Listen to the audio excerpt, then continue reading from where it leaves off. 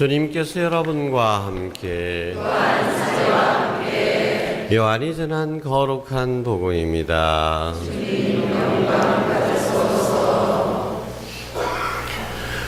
유다가 나간 뒤에 예수님께서 말씀하셨다. 이제 사람의 아들이 영광스럽게 되었고 또 사람의 아들을 통하여 하느님께서도 영광스럽게 되셨다. 하느님께서 사람의 아들을 통하여 영광스럽게 되셨으면 하느님께서도 몸소 사람의 아들을 영광스럽게 하실 것이다. 이제 곧 그를 영광스럽게 하실 것이다. 얘들아, 내가 너희와 함께 있는 것도 잠시뿐이다. 내가 너희에게 새 계명을 준다. 서로 사랑하여라. 내가 너희를 사랑한 것처럼 너희도 서로 사랑하여라. 너희가 서로 사랑하면 모든 사람이 그것을 보고 너희가 내 제자라는 것을 알게 될 것이다. 주님의 말씀입니다. 그리스도님 찬양합니다. 앉으십시오. 참 예수님께서는 제자들과 함께 마지막 저녁 식사를 나누시면서 성체 성사를 제정을 하셨고 또 성체 성사의 뜻이 무엇인지를 분명히 밝혀주셨습니다. 그것은 우리 보고 새로운 계명을 살라는 것이었습니다.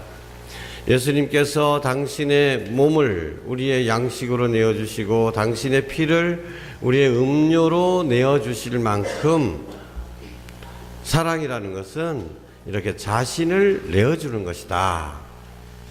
내가 이렇게 모범을 보여준 것처럼 너희도 내 모범에 따라서 서로 사랑하면서 살아라. 이것이 십자가에서 운명하시기 전에 제자들에게 하신 마지막 당부이자 예수님 가르침의 핵심이라고 할 수 있겠습니다. 나는 너희에게 새 계명을 준다. 서로 사랑하여라. 내가 너희를 사랑한 것처럼 너희도 서로 사랑하여라. 그러면 세상 사람들이 그것을 보고 너희가 내 제자라는 것을 알게 될 것이다. 서로 사랑하여라. 근데 여러분, 서로 사랑하여라라는 말씀을 들을 때 우리 안에 성령께서 어떻게 작용하십니까?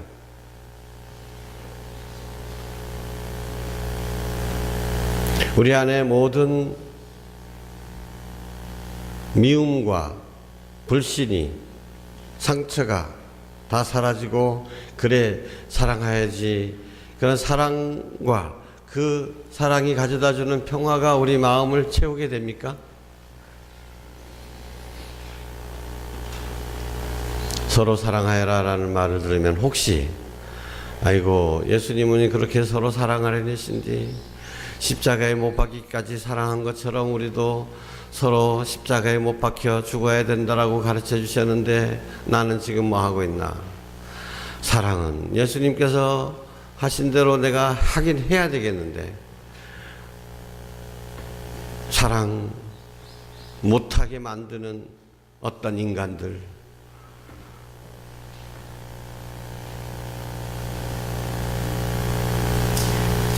오히려 서로 사랑하라는 이 주님의 말씀이 우리에게 새로운 족쇄가 되고 내가 내 자신을 비난하게 되는 근거가 됩니다. 예수님은 그렇게 사랑하라고 하셨는데 나는 지금 뭐 하고 있나?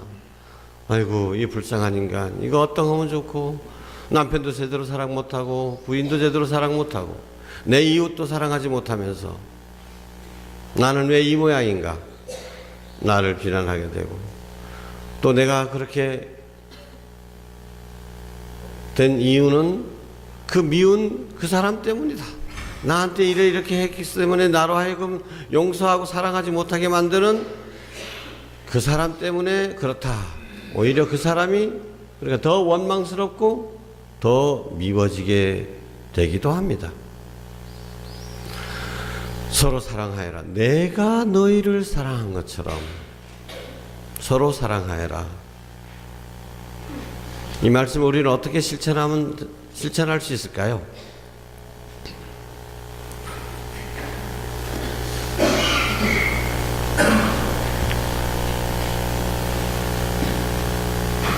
일이 막다른 골목에 부딪히게 되면 돌아가는 것이 좋습니다. 운동을 하시는 분들은 그렇게 얘기합니다. 그 폼이 흐트러지고 타이밍이 안 맞고 해서 자꾸 이렇게 공이 잘 안 맞을 때는 기본으로 돌아가라는 것입니다. 기본으로 돌아가라.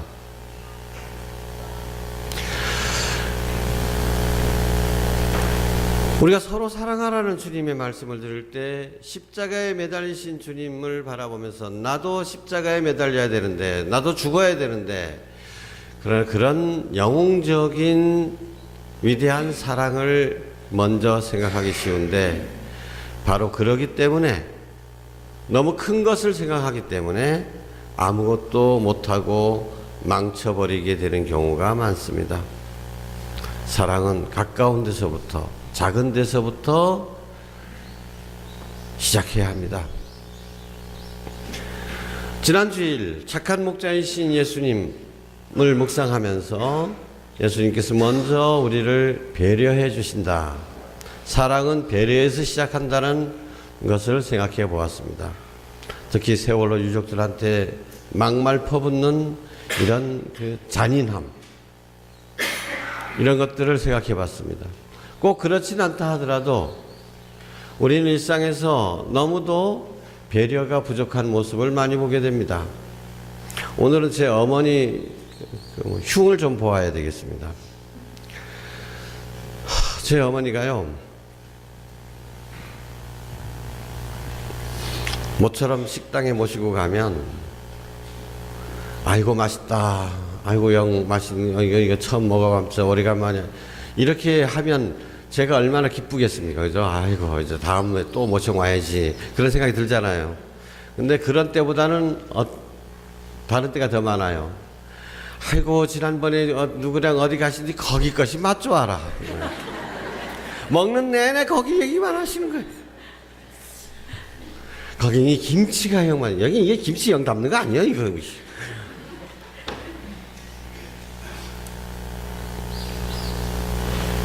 얼마 전에는 우리 그 모니카회에서 벚꽃 구경을 간다고 해서 벚꽃 구경 갈 때 우리 어머니도 모시고 가면 좋겠다 해가지고 어머니를 모시고 갔습니다.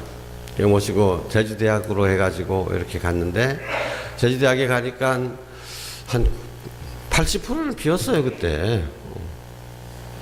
근데 그거 보면 아이고 좋다 형 해주면 모시고 간 저도 보람 있잖아요.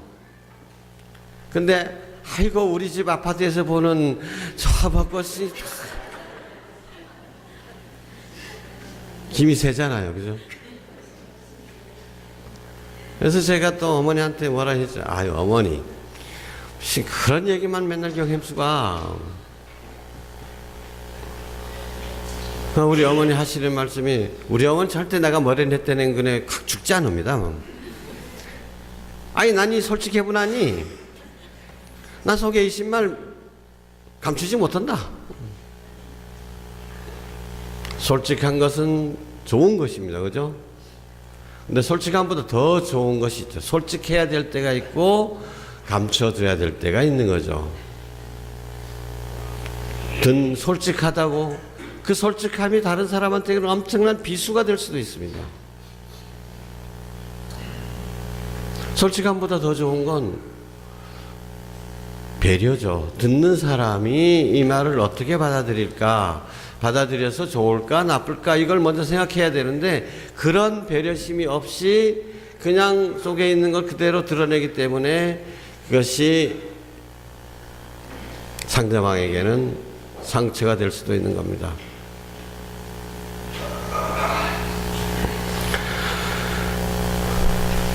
어머니 흉을 보고 있지만은 그 어머니의 그 아들이라고 저도 그게 후회할 때가 많습니다. 얼마 전에 제가 베트남을 다녀왔습니다. 아시는 분 아시겠지만 요즘 교구주보를 좀 봐주시기 바랍니다. 특별히 오늘 교구주보에 보면 그 베트남에서 있었던 일이 나오는데요. 어느 마을에 거기는 우리 맹호부대가 주둔했던 곳인데 주둔했던 그 근처 마을이었는데 무슨 일이었는지 그 죽은 사람들은 생각을 못하는 거예요. 어느 날 다 모이랜 마당에 다 모이랜 해가지고 그냥 다 죽여버린 거 어린애들 할머니 할 것 없이. 거기는 큰 비석이 서 있습니다. 그 위령비가 서 있어요. 그 위령비는 베트남에서 유일하게 한국말로도 써졌어요. 한국 사람들 좀 보고 좀 느껴라는 거죠. 그런데 거기서 이제 향을 피우고 위령 기도를 하고 버스로 이제 출발하려고 그러는데 한 사람이 오토바이 타고 급하게 달려오더니만은 막 차를 막고 잠깐 멈춰라 이거야. 뭐 웬일인가 했죠. 나 할 말이 있다. 할 말이 있다. 여러분이 꼭 하고 싶은 말이 있다. 왜 그러냐? 나 옆마을에 사는 사람인데 한국에서 사람들이 왔다는 말을 듣고 이렇게 급히 달려왔다. 왜 옆마을에는 이 마을에는 오고 우리 마을에는 안 오느냐 말이에요. 우리 마을에도 똑같이 우리 어머니도 그렇게 당했다는 거예요. 근데 이 마을은 그래도 위령비라도 있고 근데 우리 마을은 위령비도 하나도 없고 찾아오는 사람도 하나도 없고 우리 어머니 원통하다 이거예요. 그렇게 돌아가신 어머니 누가 찾아와가지고 정말 죄송합니다라고 향이라도 하나 풀어주면 좀 피워주면 자기 어머니도 좀 위로도 받을 것 같고 자기 마음도 편하겠다 이거예요. 우리 보고 지금이라도 가달라 이거예요. 근데 베트남은 아직도 사회주의 국가라 가지고 외국인들이 마음대로 그 마을 방문하지 못합니다. 우리가 갈 때도 전부 다 미리 허가를 다 받고 그 마을 그 인민위원회에다가 이제 허가를 받아야 되기 때문에 아이고 제발 미안합니다. 다음번에 꼭 가겠습니다 하고 그렇게 얘기를 하고 돌아왔습니다. 그런 얘기들이 거기에 나와 있습니다. 근데 그렇게 일단은 우리가 좀 잘못한 부분들이 많잖아요. 그 베트남에서 아무리 우리가 뭐 좋은 일을 위해서 목숨 내놓고 베트남을 보호해주기 위해서 갔다고 하지만 그 과정에서 또 그런 일들이 많습니다. 근데 그런 데 대해서 어떻게 그렇게 상처받은 사람들에게 위로해드리고 용서를 청하고 화해를 이룩할까? 그것 때문에 간 거잖아요. 근데 근데 베트남 갈 때 그 비행기가 새벽에 있었어요. 인천에서. 그러니까 할 수 없이 전날 밤에 마지막 비행기로 김포로 가가지고 김포에서 자고 그 다음에 아침에 이제 인천으로 가려고 그렇게 했는데 김포공항에서 내려가지고 그래 같이 간 사람들 여기 우리 베드로 회장님도 같이 갔었습니다. 교구를 대표해가지고 임시용 베드로 회장님이요. 근데 가서 택시를 탔고 공항 근처에 모텔로 갔죠. 그런데 택시를 딱 내리는데 기사분이 뭐라고 하냐면 이거 참 2시간 기다렸는데 겨우 여기까지 왔네요 이러는 거예요. 근데 그 순간 그 얘기를 들으면서 제가 아이고 기사님 그런 말씀을 저한테 하면 어떡합니까? 난 또 뭔 죄입니까? 그죠? 뭔 죄라고까지 얘기 안 했지만은 제가 기사님한테 좀 항의식으로 얘기했어요. 왜 그런 말씀을 저한테 하시냐고. 그랬더니 그 기사분이 아니 뭐 그렇다는 얘기죠 하고는 그냥 떠났습니다. 기사님을 그렇게 보내고 난 다음에 갑자기 정신이 든 거예요. 내가 지금 뭔 짓을 했나.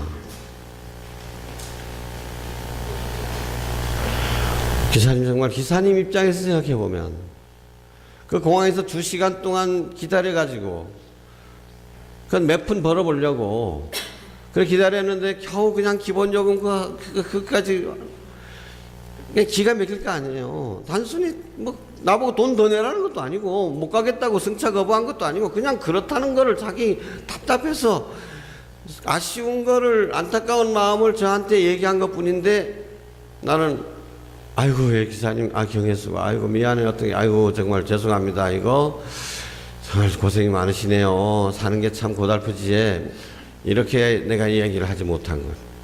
그렇게 얘기했으면 기사님은 그래도 그 2시간 기다린 거에 대한 억울함이라든가 삶의 고달픔에 대한 이런 것들을 다 그냥 봄바람에 눈 녹듯이 싹 사라져 버리고 기분 좋게 핸들을 잡을 수 있었을 텐데, 내가 왜 그거 나한테 따지느냐는 식으로 내가 얘기해 버리니까 그 사람은 나보다도 훨씬 나이가 지극한 분인데 아래 것들한테 말이지 이런 모욕 당하면서 오히려 더 마음이 아프지 않았겠느냐.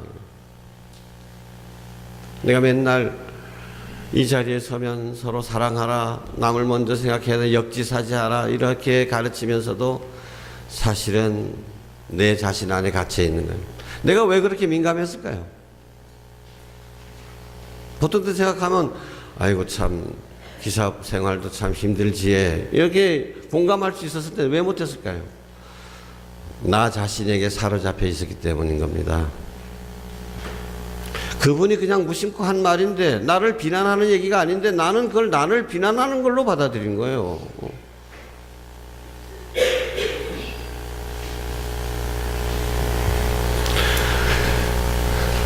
아직도 자기 자신에게 사로잡혀 있기 때문에 조금만 뭔가 위험을 느끼면, 실제로 위협도 아닌데도 위협이라고 느껴지면 고슴도치처럼 가시를 빳빳하게 세워가지고 남에게 대하기 때문에 그것이 다른 사람에게는 그렇게 큰 상처가 되어버리고, 그래서 고슴도치끼리 모여 살면 그 사회는 어떤 사회입니까? 불교에서 세상을 고통의 바다라고 얘기합니다. 그 중에서도 사랑하는 사람과 헤어져야 되는 고통, 미워하는 사람과 다시 만나서 함께 지내야 되는 고통, 이 고통을 으뜸으로 칩니다. 오늘 제2독서에서 새 하늘과 새 땅을 만들어 주신다고 그랬습니다. 어떤 것이 새 하늘과 새 땅입니까?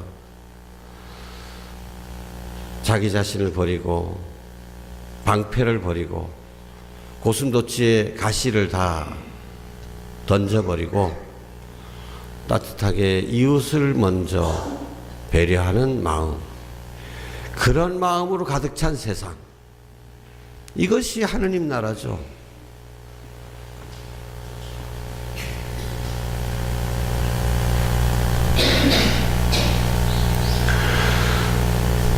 우리 본당 내에서도 그렇습니다. 반모임 할 때 상처받는 사람들 많습니다. 그래서 반모임에 못 나가게 됩니다. 성가대도 그렇고 레지오도 그렇고. 그래서 힘들어하는 사람들 만나서 이야기 들어보면 정말로 사소한 겁니다. 정말로 사소한 거. 아무것도 아닌 일인데, 넘어갈 수도 있는 일인데 말은 또 하필이면 왜 또 그렇게 해가지고 무사경업들가 하면 정말 다 무사경이신지 모르고 본의가 아닌 얘기들이에요. 본의가 아닌 이야기. 또 상처받은 사람한테도 그것이 무사경 괴로운 말과 그래도 그 큰 거 아닌 걸 알아. 본인도 그거 아닌 거 알아요. 그렇지만 그렇게 괴로워합니다. 서로가 서로에게 기쁨이 되고 격려가 되고 위로가 되지 못하고 오히려 십자가만 더 얹혀주는 것입니다. 왜 그럴까요? 다른 이유 없습니다. 우리가 뭐 그렇게 악독한 사람이라서 그런 거 아닙니다. 배려하고자 하는 마음, 그런 노력이 조금 부족하기 때문이죠.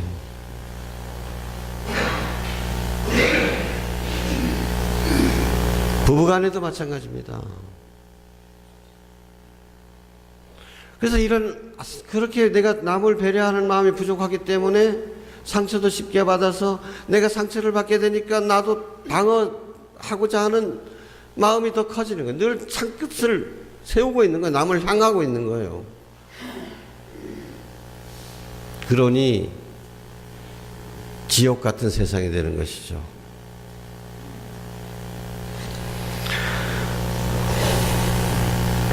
내가 너희에게 새 계명을 준다. 서로 사랑하여라. 내가 너희를 사랑한 것처럼 너희도 서로 사랑하여라. 이 주님의 말씀을 늘 마음에 새기고 무슨 말을 할 때, 특별히 내가 섭섭하거나 내가 화가 날 때, 이래서 내가 무슨 말을 하거나 어떤 행동을 하게 될 때 잠시 멈추고, 이것이 듣는 사람에게는 어떤 영향을 끼칠까? 내가 하는 나의 이런 행동이 상대방에게는 어떤 느낌을 주게 될 것인가? 예수님께서는 나의 이러한 말과 행동을 보시고 어떻게 생각하실까? 이걸 잠깐만이라도 생각하고 몇 초간만이라도 늦추고 주님과 함께 대화하고 그 다음에 행동에 옮길 수 있었으면 좋겠습니다. 아멘.